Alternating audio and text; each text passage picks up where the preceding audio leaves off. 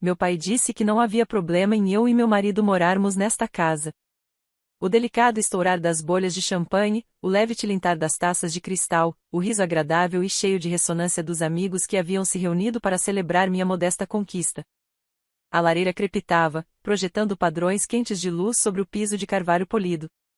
Aquele espaço, repleto de felicidade e de um sentimento de realização, foi tomado de repente por um silêncio absoluto, como se estivesse congelado sob uma espessa camada de gelo no instante em que aquelas palavras foram ditas. Minha irmã Olivia declarou aquilo em voz clara e firme, como quem reivindica um direito inquestionável que não admite discussão.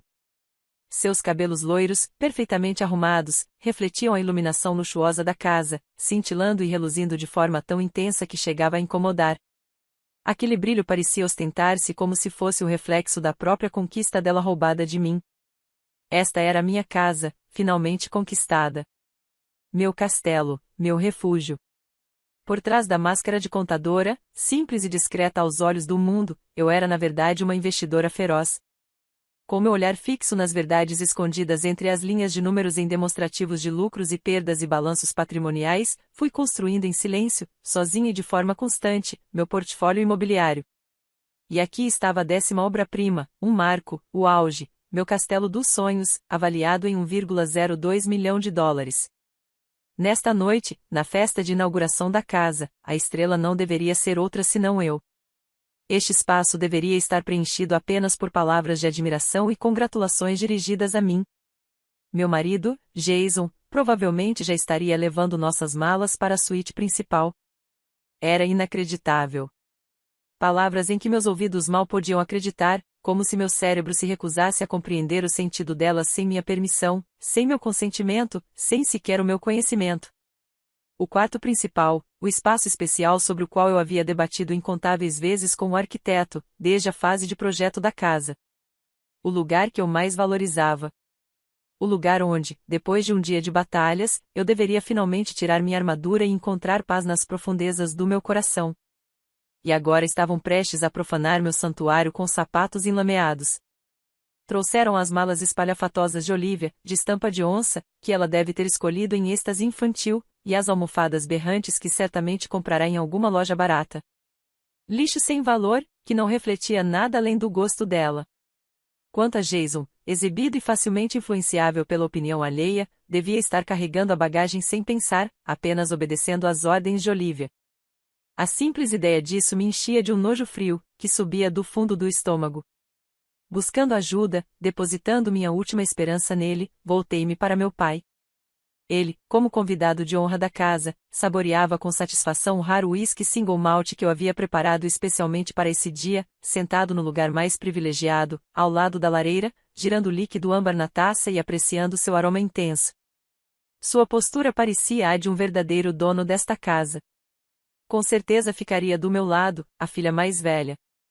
Com certeza repreenderia Olivia de forma severa por seu comportamento absurdo, completamente insano. Sim, tentei acreditar nisso. Em algum lugar dentro de mim, eu ainda me agarrava desesperadamente à ilusão de família. Porém, quando meu pai encontrou meu olhar aflito, avançou em minha direção com passos pesados, como se entendesse plenamente o que eu suplicava, sem um traço de vergonha.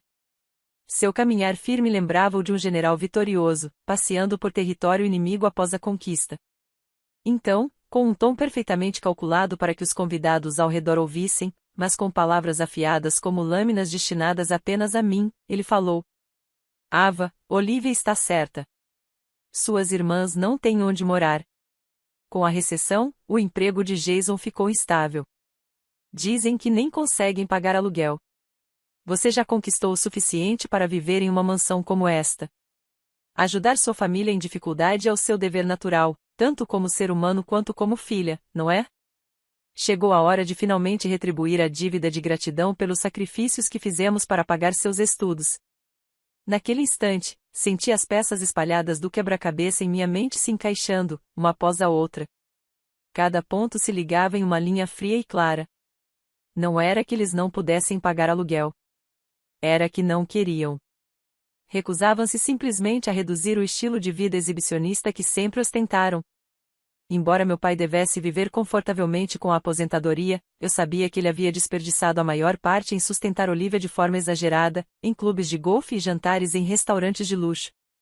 Isso não era apenas egoísmo impulsivo da minha irmã. Era um plano cuidadosamente premeditado, orquestrado por toda a família para tomar minha riqueza e meu sucesso. Eles queriam desfrutar da vida elegante desta mansão que conquistei com sangue e sacrifício, sem pagar nenhum preço por isso. Meus esforços, meus sonhos, minha juventude sacrificada para eles não passavam de ferramentas convenientes para alimentar desejos intermináveis. A verdade inabalável era que eu havia pago integralmente meus estudos universitários sozinha, com múltiplas bolsas e incontáveis horas de trabalho em empregos de meio período. Esse fato parecia ter sido apagado por completo da memória conveniente de meu pai.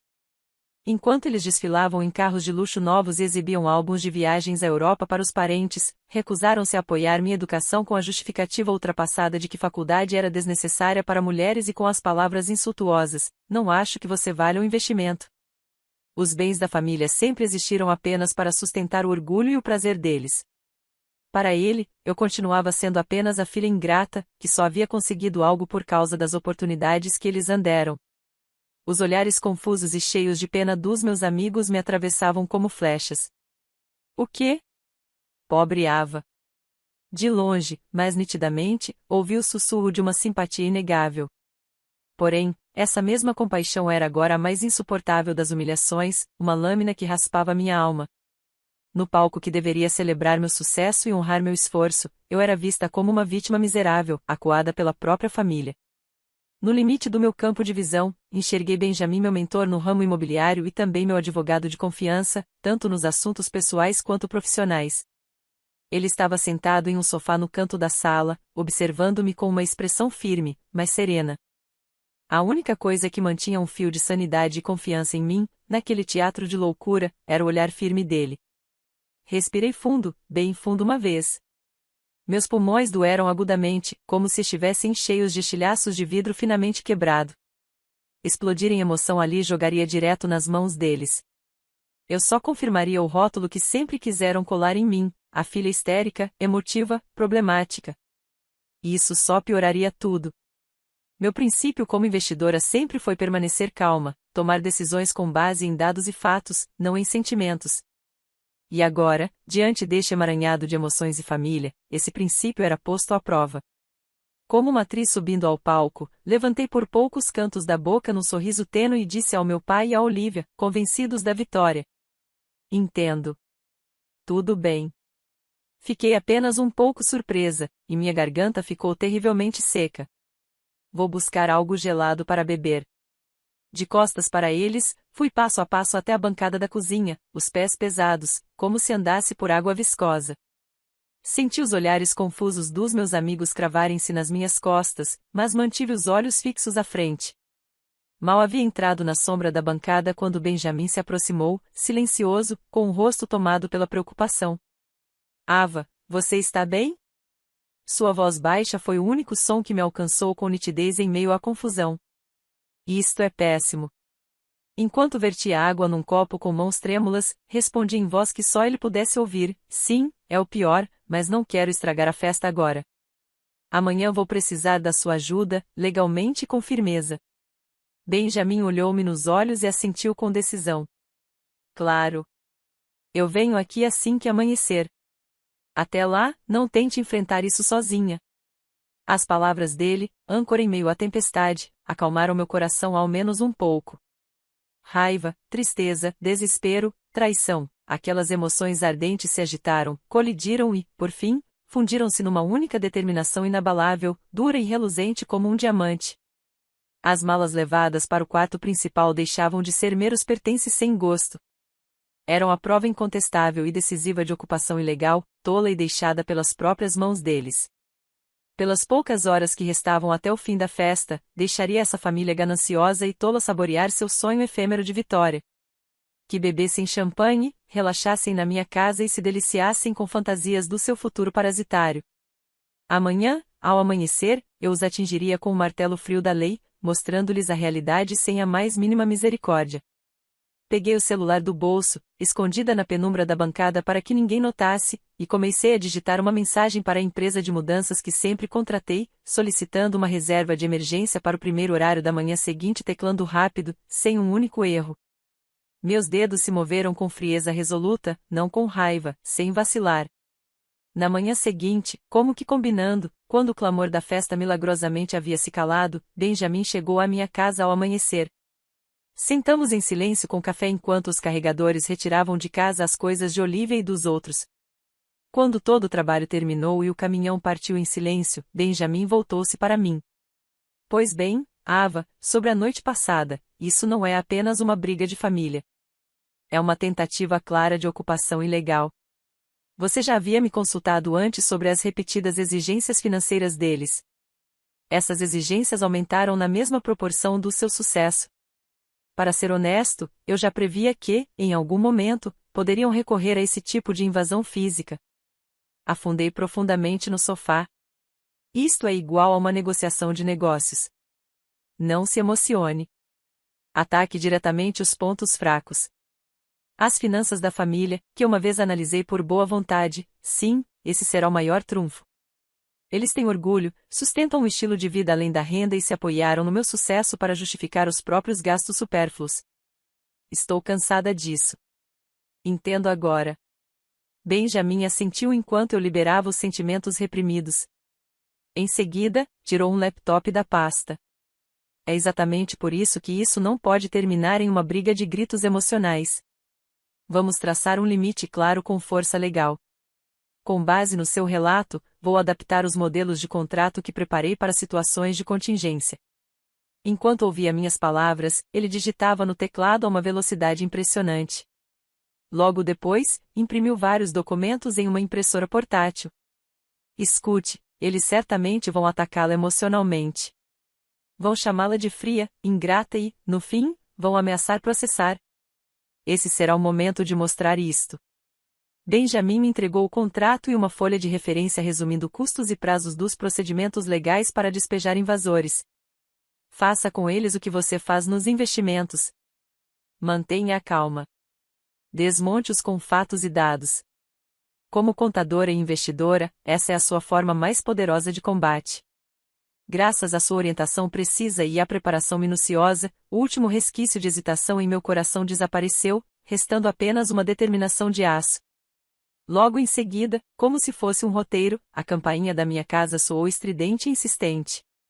No monitor, exatamente como previsto, estava o meu pai, o rosto ruborizado de fúria e, ao lado dele, minha mãe, prestes a desabar em lágrimas, mas igualmente tomada pela raiva. Olhei para Benjamin em busca de confiança. Então, lentamente, como em câmera lenta, abri a pesada porta da frente. Ava, o que diabos você pensa que está fazendo? Mal a porta se abriu, meu pai irrompeu para dentro, gritando. Sua voz já não carregava nenhuma da falsa dignidade da noite anterior. Era uma raiva crua, exposta. O que você quer dizer com isso? Respondi. O que eu quero dizer? Simplesmente devolvi objetos indesejados que foram colocados ilegalmente na casa de outra pessoa, sem permissão, ao seu legítimo dono. Tem algum problema com isso? Minha compostura gelada e o contra-ataque inesperado pareciam apenas atiçar ainda mais a fúria dele. Não seja ridícula. Ontem à noite você disse que cooperaria com a nossa proposta. Eu nunca disse tal coisa, respondi com calma, limitando-me aos fatos. Eu disse entendo. Isso significava que eu compreendi o pedido absurdo, não que eu concordasse. Você o anunciou unilateralmente diante dos convidados, sem me dar chance de me opor. Eu apenas tentei evitar um espetáculo na minha noite de celebração. Não ouse dizer que eu esqueci, a memória de como, no passado, você me lançou insultos me chamando de fria e ingrata e espalhou boatos infundados pela família quando recusei suas exigências financeiras irracionais ainda está fresca. Então minha mãe, que vinha se escondendo em silêncio atrás do meu pai, de repente iniciou sua performance lacrimosa de sempre, num tom agudo e histérico: eu vou voltar a morar aqui todas as vezes que for preciso. Você não tem o direito de nos expulsar. Somos família de sangue, não somos. Eu te dei a luz. Não respondi, firme e balançando a cabeça devagar. O direito de expulsar é meu. A escritura da casa, os comprovantes de pagamento do IPTU, tudo está no meu nome, Ava Miller. E se você pisar nesta propriedade novamente sem minha permissão explícita, ou se ousar dizer que pretende morar aqui, eu chamarei a polícia sem hesitar. Ao ouvir isso, minha mãe me olhou incrédula, como se a filha estivesse de repente falando em língua estrangeira. A polícia? Somos família. Por que chamaria a polícia? Se você fizesse isso, seríamos envergonhados na comunidade. Pare de usar essa palavra conveniente, respondi em tom baixo, mas cada palavra carregada do peso de anos de raiva e resolução à família não é um cartão que anula seus atos ilegais. O que vocês fizeram ontem, mesmo sendo parentes por sangue, constitui um crime claro segundo a lei, invasão e ocupação ilegal. Infelizmente, laços de sangue não são perdão para esses crimes. Minhas declarações calmas e embasadas legalmente deixaram meu pai e minha mãe sem palavras pela primeira vez. Aos poucos, finalmente começaram a compreender de verdade quão profundamente razoável e condenável fora o plano egoísta deles. Meu pai reuniu o que restava de seu orgulho em ruínas e, como último ato de resistência, forçou uma voz. Vou chamar um advogado e processar você. Vou mostrar ao mundo que você é uma filha fria que não cuida dos pais. Que coincidência, arqueei levemente o canto da boca. Exatamente por isso eu me preparei com antecedência. Virei meu olhar para Benjamin, que estava sentado, calmo, no sofá da sala. Benjamin aqui é meu advogado, e ele é especialista em direito imobiliário. Quer ouvir diretamente de um profissional o quão temerária e perdida é essa sua ideia? Olhei meu pai diretamente nos olhos. Já não havia mais diante dele uma filha amedrontada. E se você quer falar em me processar, eu aceito na boa. Pai, você sabe quanto tempo e quanto custa, em média, o processo de despejo de ocupantes ilegais? Primeiro vem uma carta registrada, depois o ingresso da ação de despejo na justiça. Nesse meio tempo, acumulam-se honorários advocatícios, custas processuais e horas infinitas de trabalho. Todos esses custos ficam integralmente a cargo da parte vencida. Com a situação financeira de vocês hoje, conseguem arcar com despesas tão enormes? Continuei, implacável. Lembre-se de quando eu, como contadora, analisei as finanças da casa por boa vontade anos atrás. Assinaturas de clubes de golfe muito além da renda, seguros inúteis e gastos extravagantes com entretenimento só para manter as aparências. Naquela época eu avisei, continuar assim levaria ao colapso. Vocês ignoraram o aviso e continuaram a desperdiçar e este é o resultado. Benjamin levantou-se em silêncio, com uma presença imponente que tomou conta da sala, meu pai recuou um passo, como intimidado. O sangue lhe sumiu do rosto, a fúria transformando-se em medo. Ficou claro como o dia que eles não tinham chance de ganhar. Se você quiser manter, daqui em diante, ao menos o mínimo de relacionamento comigo como pai e filha, só há uma condição. Entreguei a Benjamin o contrato que ele acabará de redigir e o empurrei para as mãos do meu pai. No documento estava afirmado, de forma clara e objetiva, que a partir de agora eles nunca mais fariam cobranças financeiras contra mim. Não teriam qualquer ingerência sobre meus bens. E, ao visitar minha casa, deverão primeiro obter minha autorização e agendar um horário. Leia com atenção, compreenda e assine. Assim, ao menos manterei o mínimo de um vínculo familiar com vocês. Mas, se não puderem aceitar esses termos, nossos laços acabam hoje. A partir deste momento, não apenas legalmente, mas também emocionalmente, seremos nada além de completos estranhos. Com as mãos trêmulas, entre a ofensa e o medo, meu pai pegou os papéis. O arranhar seco de seus dedos contra as páginas soou anormalmente alto. Estavam diante da maior decisão de suas vidas, aceitar a nova ordem que eu havia estabelecido e, assim, preservar minimamente a relação com a própria filha, ou perder para sempre a primogênita que tinham tratado como se fosse uma árvore de dinheiro. A resposta ainda pairava no ar pesado e úmido da manhã. Depois que apresentei o contrato, todo o contato da minha família cessou por vários dias. Como o silêncio que antecede a tempestade, meu telefone permaneceu mudo. O que finalmente rompeu esse equilíbrio sufocante foi uma ligação de uma pessoa completamente inesperada, Jason, o marido de Olivia. Ava, preciso falar com você.